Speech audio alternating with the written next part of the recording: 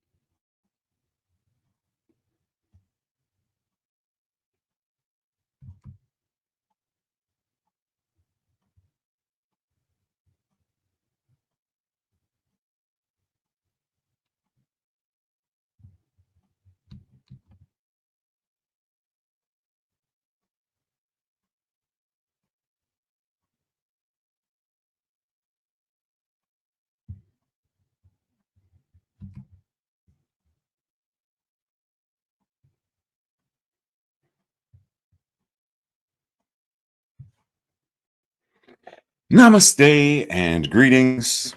Welcome to November. Happy Friendsgiving, Thanksgiving, Grateful Tides, and historically remembering that this is the time when the Pilgrims savagely attempted to decimate the indigenous peoples of Turtle Island. I mean, if we're going to go there, let's go there. So this month, we are talking about what it means to be in a space of loving the unlikable. Trey think gonna love this one. And today we are specifically talking about decoding unlikability. So this week, we will explore the concept of unlikability and differentiate between personal preferences and inherent worth. By choosing love over judgment, each of us can discover how to live in greater alignment with our values of oneness, our values of community, values of belonging, as well as, of course, unconditional love. Ew, I really unlike you. Why do you unlike me? That sounds weird, doesn't it? Huh? Oh, both of them mean dislike. Ooh, I really dislike you. Why do you dislike me? Well, we're going to jump right in with preference and what preference has to do with likability or dislikability or unlikability. Preference. A greater liking for one alternative over another. I have a greater like, I'm going to use these as examples. Let's just pretend that they're both lotion. I have a greater liking for Dr. Teal's body lotion versus Zeiss lens cleaner lotion. Because one actually, you get the point, right? You have a greater liking for one thing versus another. Personal preference is someone's individual subjective inclination, their choice, or their liking for this one other thing. Okay, now I invite you to read more of this, but we're going to go through to the next place. Examples include such things as one's artistic taste. Do you prefer classical music or jazz? Do you prefer jazz or hip hop? Preferred communication styles. Direct versus beat around the bush, and hope the person gets it because you're indirect. Lifestyle choices. Preferring to work from home versus a 7-hour commute like Tracy used to do before she retired. Social preferences, such as being an introvert, extrovert. What's the other one? Outrovert, which is more of what I am. And then these preferences, whatever they may be and however they may show up,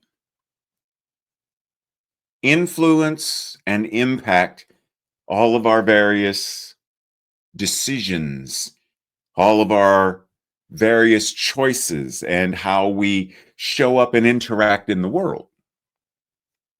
Now, some people may think, whoa. How does my preference for classical music have anything to do with my decisions, my choices, and my interactions in the world? Well, let's go here. Suppose that there's a certain person running for president, and this person has made it very clear that they are going to do away with the arts. They are going to get rid of the Kennedy Center, change its name. They're going to get rid of the Hippodrome, change its name. They're going to do all of Broadway, going to change its name. You love classical music. That's your preference. How likely are you to vote for this person who wants to get rid of funding for the Philadelphia Philharmonics? They want to get rid of all orchestras. Just no more funding, no more venues. How likely are you to vote for them? Well, this applies to everything.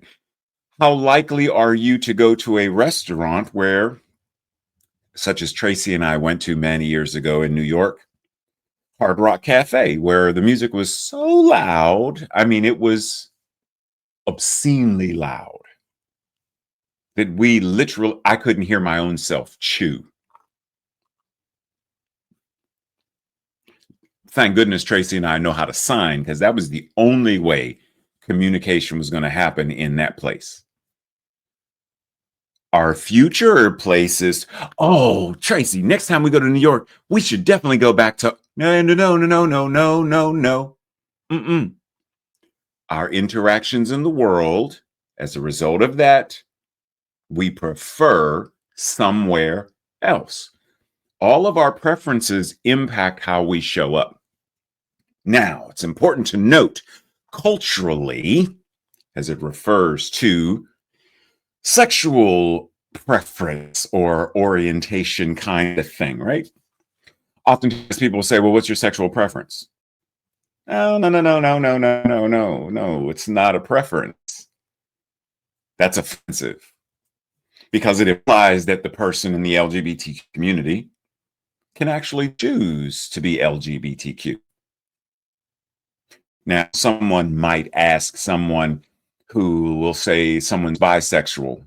They may ask in terms of who you're attracted to, because it could be anyone, who you're attracted to. Are there certain preferences regarding the gender of the person that attracts you? That's very different, because you're not saying that they are choosing their sexual expression. You're asking them, do they have a preference for the types of males, females, etc., that are attractive to them? Very different. And note, there is a very similar change occurring culturally regarding someone's preferred pronouns. Because the way it's often phrased or asked, do you prefer he, him, she, her? Like, it's the way it's asked, I'm choosing these pronouns versus, no, this is what my pronoun is. Now, someone may say, because they're in that space of, it really doesn't matter because all of them apply. Then you might say, well, okay, all 10 apply, but do you have a preferred something? Because I would rather address you or refer to you by the one you actually prefer. I know all of them apply, but is there something that is specific? Then that's different. So just being culturally aware, but once again, noting, to get back to point, our preferences shape how we show up in the world. Now,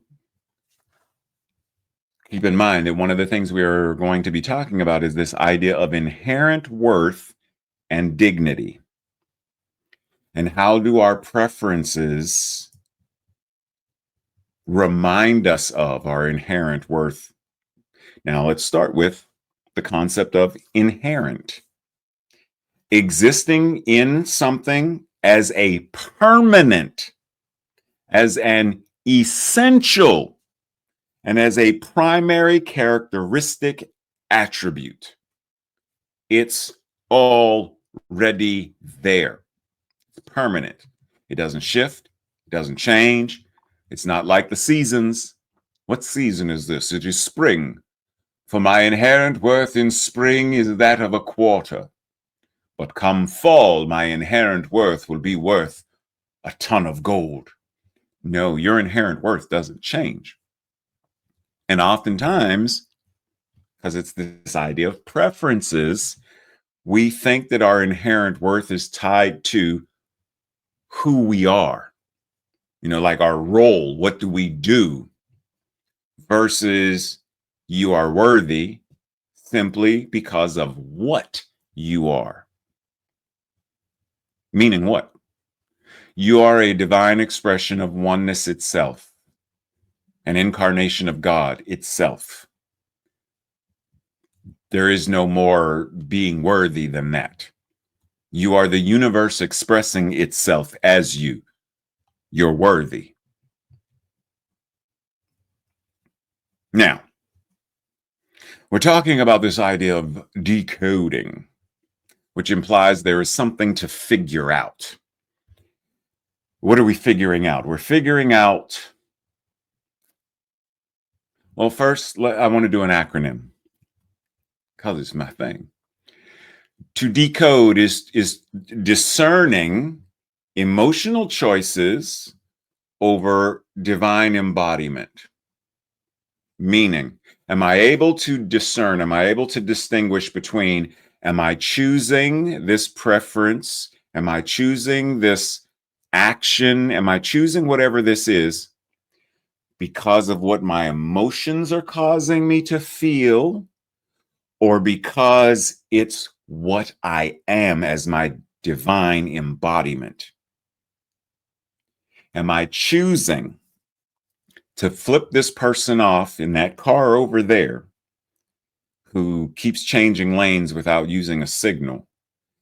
Am I using the magic middle finger because of my emotional state in that moment, or because I recognize my divine embodiment? I know that I am God. And it is from that place of knowing I am God that the magic middle finger appears. Which one's causing it to come up? So to decode is to be able to discern what in this moment is driving the ship.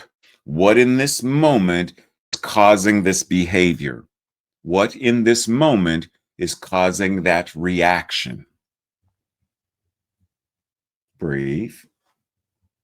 As I notice that the internet is still messing up, so I very well may be blurry on your screen. Prayerfully, it's not interacting with the sound or affecting the sound. Nonetheless, in a very real sense, we have two minds, one that thinks and one that feels. So once again, the invitation is to be aware, to discern, am I responding from the feeling mind, the thinking mind, or an integrated oneness of mind that feels and thinks and then chooses from a place of wisdom? Daniel goes on to say, anyone can become angry. That is easy. Just ask Bruce Banner. But to be angry with the right person to the right degree at the right time for the right purpose and in the right way, that is not easy. And he's quoting Aristotle. So he's not saying that feeling anger is, no, you shouldn't feel anger. You're a new thought. And new thought, people, what you think about, you bring about. So you should not feel angry. This is all an illusion anyway. According to A Course in Miracles. So rather, it is, what is causing the anger? How am I responding from that feeling? Where am I? How am I? Towards who am I? It's all of that. This is why we can look at Jesus flipping the tables and say, who was he angry at? The moneylenders and the people in the doing the stuff in his father's house that they shouldn't have been doing there. It's not the right place for what you're doing, gambling and selling and bartering and stuff, right? So he's angry at the people who are engaging in sacrilege for that space. Was it the right purpose? Was it done in the right way? He flipped tables. Should he have sat down with them over a game of chess and, right? How are we decoding so that we are showing up more effectively? Because otherwise, we run the risk of what the Jedi warned us about, what Yoda warned us about. Fear is the path to the dark side, because fear leads to anger, right? So the dark side of the Force happens when unchecked and allowed to run amok. Fear leads to anger. Anger leads to hate. Hate leads to suffering. And once you're in the space of suffering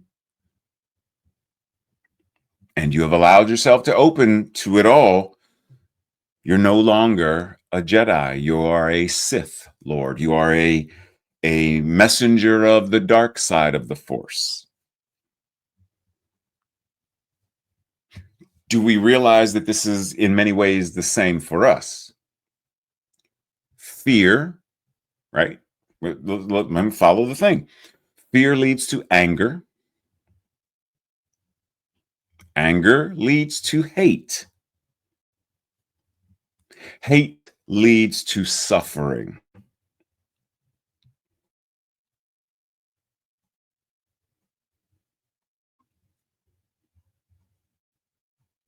Any questions? So once again, our invitation is to understand. Because we only hate what we understand. So our invitation is to understand, because we fear what we do not understand. So our invitation is to understand. Because when we don't understand something or someone, we are far more inclined to fear, which leads to hate, which leads to, right, fear to anger, anger to hate, hate to suffering. So it's important to be mindful that this idea, this concept of what is unlikable, right? Unlikable or unlikability is to not like. Now, the synonyms for dislike, hate, loathe,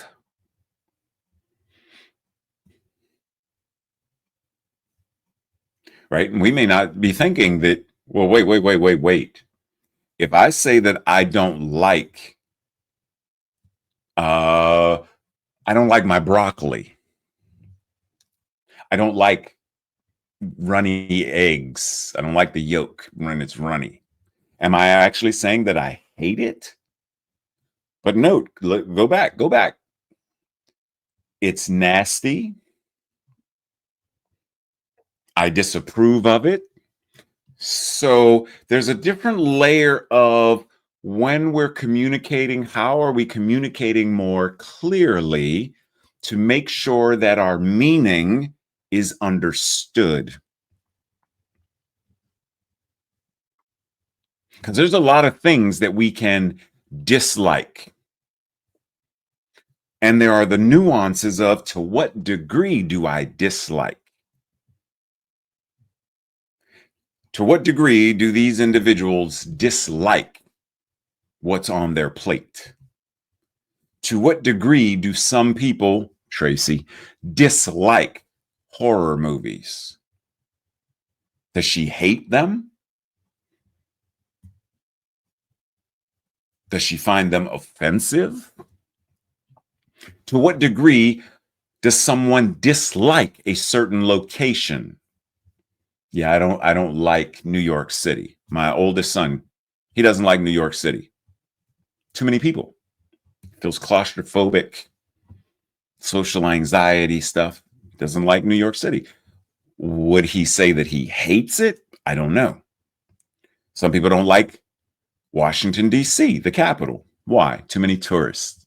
Okay. Some people don't like Pittsburgh. Why? I don't know. Pittsburgh is a great place to live. It's a beautiful city. Right? So we may dislike a location. We can dislike a food, dislike a genre of film or television, dislike a city or town. We can also dislike a character. Fictional characters. They're not even real people, but we can dislike them. And someone like, I'm not even going to say his name, Joffrey. There may be a loathing of what his character, what he as the character, like what that character represents. There's no, oh, I just hate him. Right? But do I understand it? Then there are the actual living, breathing people we may dislike. Once again, is it them or is it what they represent? Because just like the previous individuals, none of us know them. None of us went to school with them. They're characters. They represent certain values or the lack thereof, or they value things that you get the point. Well, same thing. Most of us didn't go to school with these individuals.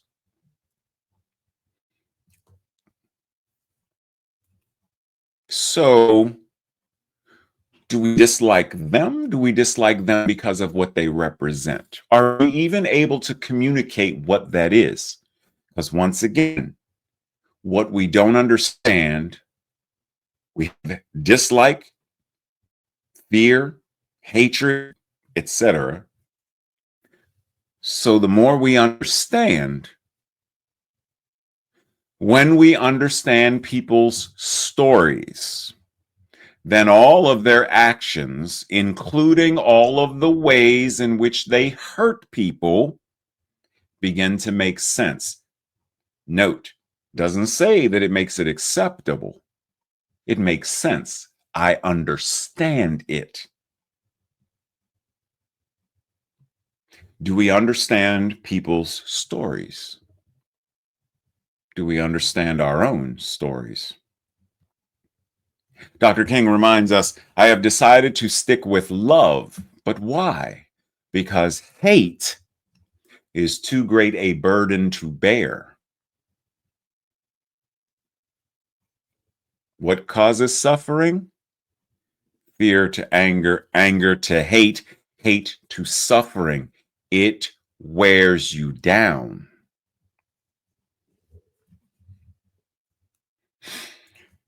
Anybody know what this movie, these 4 scenes, you know what movie this is from? Anybody? If you know, type it into the chat. And in 5, 4, 3, 2, 1. The movie is The Imitation Game. Now, what does this have to do with our discussion today? Do you know? Do you know who Benedict Cumberbatch, do you know who he was portraying in this film? If you know that, then you know how this ties into today's message. This gentleman, Alan Turing, famous for his ability to decode messages from the Nazis, etc. He was a code breaker. Specific, I mean, he did many other things, as it says, like he's a predecessor to what we now know of as artificial intelligence, but specifically breaking the code. He had an understanding. Now, the sad part is because he was a gay man at that time, he was not able to decode the aspect of self-hatred and societal hatred, etc., which ended up costing him his life. So once again, our invitation is the more we understand, it's like that, what is it, NBC? The more you know, the more we understand. Behind every code is an enigma. The more we understand the enigma, the more we'll understand the code that is back of it, the more we'll understand how to decode it in order to change behaviors, belief systems, etc. The spiritual meaning of the concept of enigma. An enigma is something or someone that is difficult to understand or explain. Often likened to uncharted territories or unsolvable puzzles. Yet in a spiritual context, it symbolizes the mysteries of the universe and the mysteries of the human soul, suggesting that there are aspects of this thing called life and this thing that we exist within that are beyond our understanding. In embracing the enigma, we are invited to acknowledge the limitations of our knowledge and to approach the unknown, to approach the mystery with a sense of curiosity, openness, open at the top, open at the bottom, and humility. Enigma, its spiritual aspect, represents the quest for truth and knowledge. In other words, understanding, wisdom. This is often associated with the mystery and the unknown, signifying the spiritual journey that we undertake to seek and to unravel the truths of existence and to understand. And she offers us the deeper meaning of life, but it's also not the deeper, it's to understand life, period. The surface level, the deeper, how do I understand? I'm just trying to understand it all. I just don't understand. I just, please understand.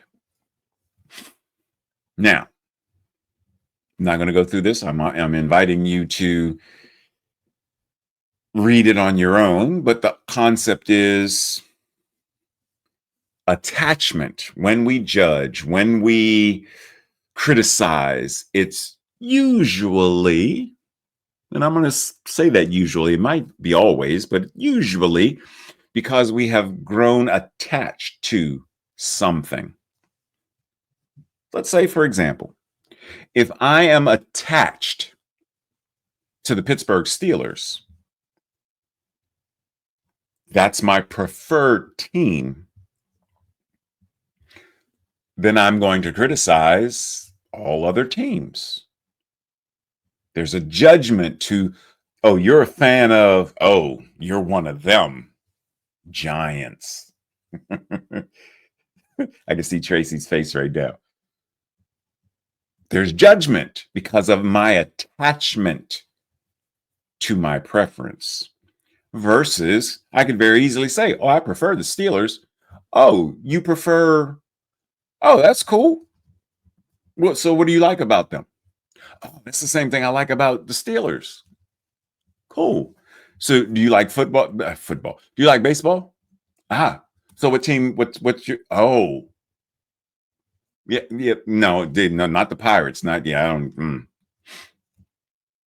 Then there's an openness rather than judgment and criticism. So how are we entering into a space of greater understanding so that we're not bound by our attachments? We're not bound by my dislikes mean, or the things that I dislike mean that I have to hate, or that the hate leads to suffering. Because I can dislike a certain political candidate. Is it causing suffering in my being? If it's causing suffering in my being, that's less about them and more about me. And the invitation is to let go of the attachment, move into a space of greater empowerment and authenticity, where I am now given greater agency to choose things, states of awareness that are beyond even that person. That's what Dr. King and the civil rights movement did. It wasn't so much about the people, it's about our choices. I'm choosing to sit at this counter that says you will not serve people of color. And when, sugar and salt and hot coffee and ketchup is poured on them, nonviolent resistance. Simply sit. There's greater agency that says, my choice to be nonviolent, my choice to sit and not be moved is greater than your racism, is greater than your systemic racism and the policies that are in place that say, this fountain is the fountain I can drink from.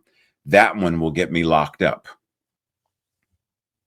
How are we entering into greater agency so that we are love in action? Do we respect ourselves enough to be love in action? Do you respect yourself, your inherent worth, and all? Do you respect yourself enough to be love in action? Because when we are, then we are able to be what somebody else may not expect us to be, what someone else may not even want us to be, such as the Navajo code talkers. There were people who didn't want them in the military, didn't want them to just, as I said at the beginning, the Pilgrims and Manifest Destiny attempted to wipe them, Trail of Tears attempted to wipe them off the face of the planet. And yet, were it not for them, the United States of America would be a very different place today. They respected themselves, they respected their culture, they respected their language to such a degree that they were love in action.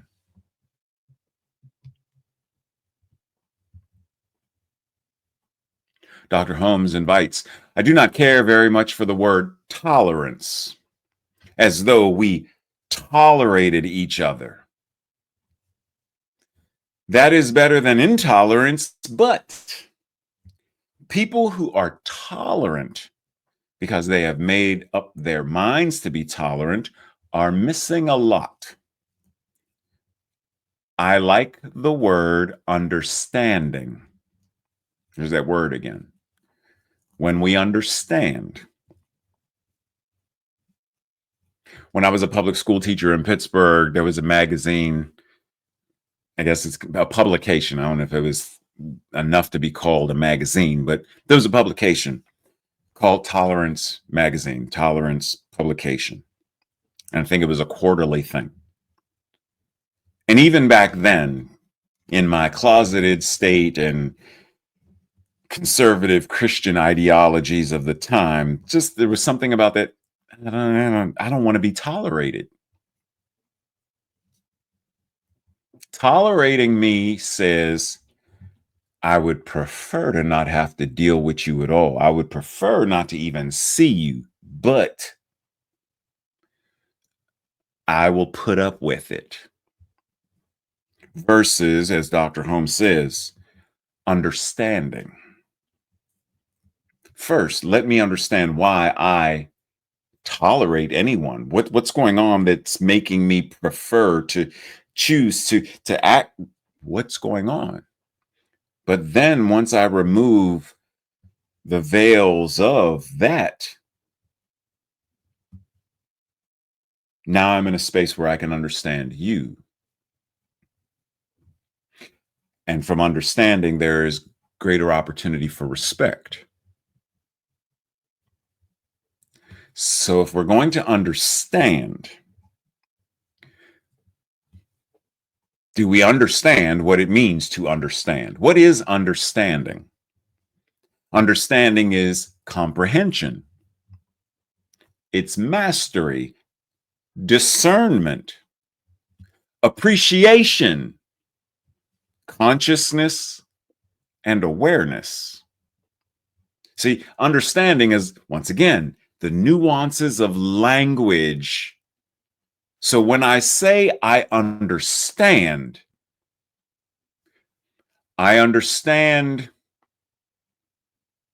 Aikido or ninjutsu. I understand it. What am I saying? Am I saying I comprehend? Both of them are martial arts. Am I saying I can discern between that one's ninjutsu and that one's Aikido? I can discern the difference based on how they move. Am I talking about appreciation? I appreciate both styles of martial arts. Am I talking about mastery?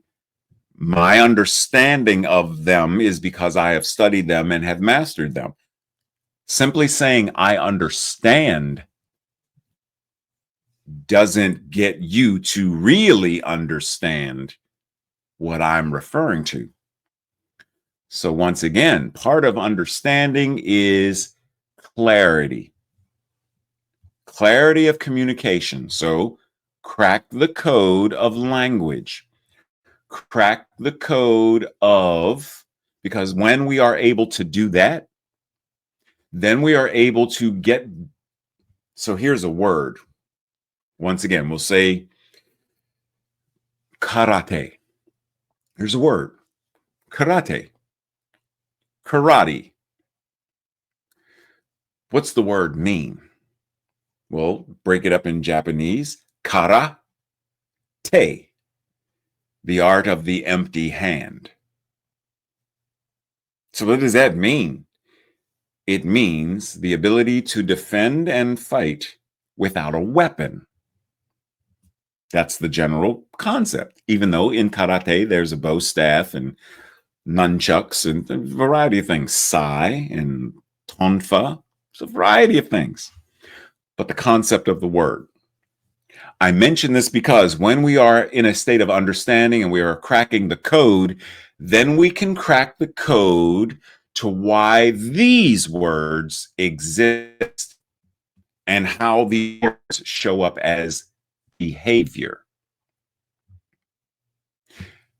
And the more we understand that, and the more we can break the code of that, wow, I got really blurry there for a second. I hope my audio is fine. The more we can crack the code of them, the more we can heal them and resolve them and evolve beyond them, which gets us to the 4 letters at the bottom, WWFA. You know what that is? Ooh, no, that is not what wow, I can't believe you went there. A world that works for all. I'm just moving on. So when we understand, then we are able to be in a place of transformative new thought. We are not in old new thought. We are not rehashing the same paradigm of the same closed. We are now truly open. And if we are truly open, then we are transformative. TNT, transformative new thought. We are blowing up paradigms so that radical evolutionary healing and change sweeps the planet, creating a world that truly works for all. And we are reminded that unity does not mean uniformity. Life has set the stamp of individuality upon everything, from a blade of grass to a person. There is unity at the center and variety at the surface. These variations are separate and distinct without being separated or isolated. Variety feeds on the unity in which it is rooted and expands through a consciousness of being one with and as the whole. So those who say things like, I don't see color, then you're not in a place of understanding God. You're not in a place of understanding unity and oneness and wholeness. Those who are anti-DEI do not understand unity the way Dr. Holmes is speaking of it, oneness or the consciousness of wholeness. They don't understand it, because if they did, then they would understand that God is expressing as my brown skin. God is expressing as my being a gay brown skinned man. God is expressing as gay brown skinned man who has a love of comic books and sci-fi as modern day mythology, who has a spectacular sense of humor, by the way. All of these things, they would understand that. And they would understand that respect is love in action. Respect is also equity, love in action. Justice, love in action.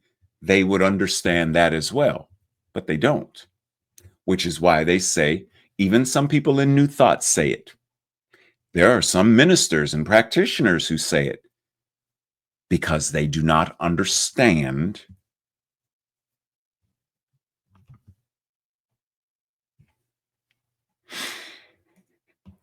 Have you ever thought about life as sort of like a Rubik's Cube, that no matter what you do, no matter how you twist it, no matter what you do, no matter how many times you pray, meditate, do ho'oponopono, I can't figure this thing out. Well, pause for a moment and let's think of it like we're going to melt it. And I don't literally mean melt the Rubik's Cube, but we are going to melt into it so we have a deeper understanding, sort of like this young man in this video. Watch how quickly he solves this. Did you get that? Okay, do it again, dude.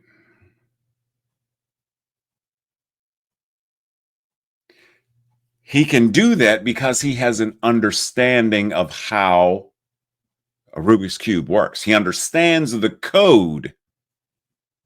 If we understood life to the degree that he understands that, then we would be able to solve and resolve any of the world's issues. Climate change, if we understood. Racism, if we understood. If we truly had understanding. And remember, it's comprehension, it's mastery, awareness, it's all of these things. If we had that degree of understanding, then we would be able to solve and resolve all of the world's issues. Everything that exists is a manifestation of the divine mind. Oh, that's the DEI thing again. Oh, you mean that you don't see color, but everything is a manifestation of God. But the divine mind, being inexhaustible and limitless, is never caught, bound by any form. It is merely expressed by and as that form. The manifest universe then can be likened to or referred to as the body of God. Right? So think of it this way. As an artist, right? You get your brush or your pen and you got your canvas and you draw something. Or if you're like Stephen King or Anne Rice, you type something or write a story. Is Stephen King trapped in or bound in the character of Carrie? Meaning Stephen King is now caught in the form of. No. He writes it, expresses it, and sets Carrie free. Sets the clown from it free. Anne Rice, Interview with a Vampire, Lestat, writes, set free. Anne Rice is still Anne Rice. George Lucas is still George Lucas. And yet, Luke Skywalker has a life of his own. Yoda, life of his own, etc. Once again, as I always say, if we're talking about it in the absolute as God, then we should be able to see the exact same representation in the level of our human lives as well. If that's what exists throughout, then it has, as above, so below. There has to be a representation. So when I look at anything in life, whether it's cup of coffee, eyeglass cleaner, lens cleaner, Gathex, whatever it is, I should be able to identify everything exists as a manifestation of the divine mind, which means all of these things represent God. Am I able to see them and use them and understand?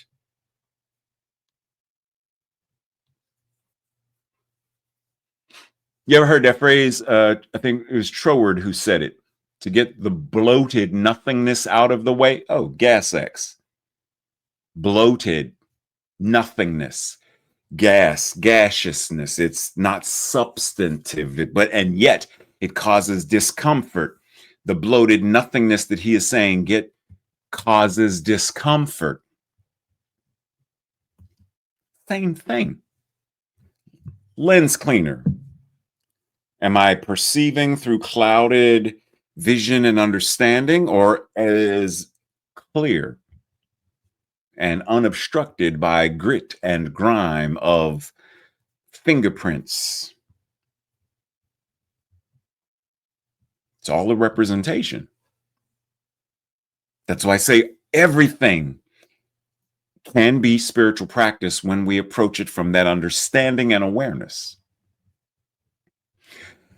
The Science of Mind and Spirit 4.0 is a path, practice, and way of embodied living that enables us to understand the nuances of our emotions, opinions, perceptions, beliefs, and judgments, and the actions that arise from these. We realize life is not a puzzle to solve or a riddle to answer. Rather, it is something to be present to in the moment. We gain greater mastery of our reactions in ways that make them more balanced and less reactionary. It is okay to not like something or someone, but we must have a reason for it beyond the reactionary reflex. And so we are called to love even amid the dislike so that we can be a healing presence here on earth.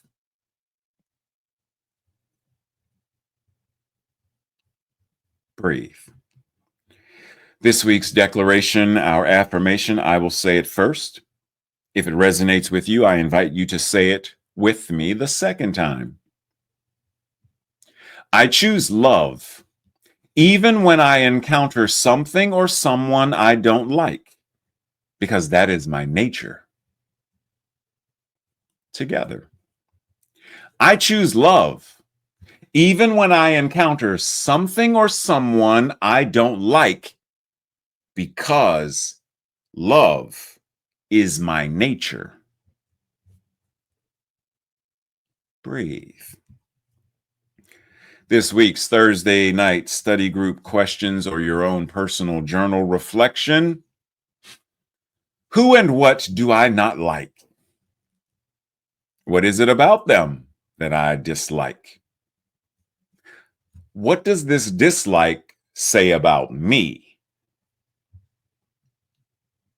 Number 2. To what degree do I embody my inherent worth? How does this influence and impact both my life and my relationships? Number 3. What did I once fear that I no longer fear? What changed? And what, if anything, do I currently fear? Number 4. What are some of the things and who are some of the people that I prefer? What is it about them that I prefer? And what do my preferences about them or for them say about me? Number 5. What have I decoded and what am I currently trying to decode in life? And then lastly, what about this week's message was the most challenging for me? And what specifically was challenging about it? This week's The Practice, we are invited to discuss the acronym for decode. So go back and look at it again. And not just discuss the acronym, but discuss what it means as a daily practice. What does it look like? What does it feel like? What is your method of doing it? Right? How do you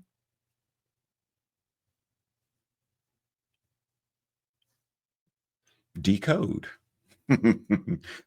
Breathe as we enter into that space of awareness that we refer to as prayer, simply recognizing the all that is, that we are the expression, we are the body of God expressing itself. So, how we live, move, and have our beingness is how the body of God lives, moves, and has its beingness in this thing called life.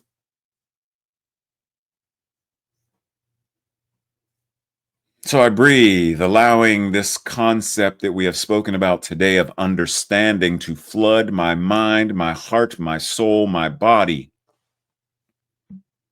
with such greater and greater ways of expressing and being embodied that my understanding gives me the very power and presence that is mine to bring to creating a world that works for all. See, there are things that Ray understands that Tracy may not, but there are things that Tracy understands that Ray may not. This is no different than Ashley or Rainica or anyone else And so in this moment, I anchor into what is mine to understand. And how does that understanding get expressed as love in action, transformation in action, healing in action, the creation of a world that works for all in action. And it is this activity of the divine that I speak into the law right now, knowing that it is already responding, already shifting and moving whatever needs to be shifted and moved, manifested and created, so that peace on earth, goodwill to all, a world that works for all, is the lived experience of every expression of the divine, be it a stink bug, a polar bear, the polar ice caps, the Amazon jungle, and everything everywhere. All of it is worthy of respect and honor and the expression of love in action. And to that I say, I know it is so, and so it is. Namaste, blessings, much love and appreciation as usual. We'll see you somewhere during the week, Wednesday, Thursday, or right back here next Sunday. Be well, be grateful, be understanding.